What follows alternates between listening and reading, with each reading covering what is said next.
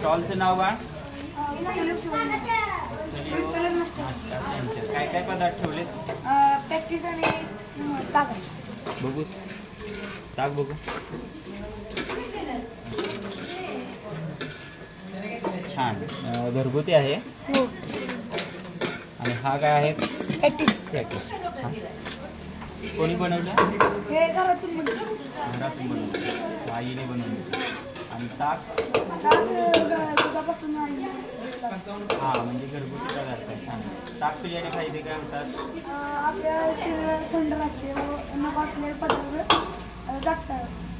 शरीर चांगलं काम करण्याचं पचन क्रियेचं काम करतात. आणि पॅटीस किती रुपयाला? 15 रुपये. 15 रुपये. आणि ताक 5 रुपये. विक्री किती झाली? 200 रुपये. मिळणार आहे त्यातून किती तुला? 100 रुपये नफा तुझा. किती जणात आहे? एकट्यात आहे का? हो.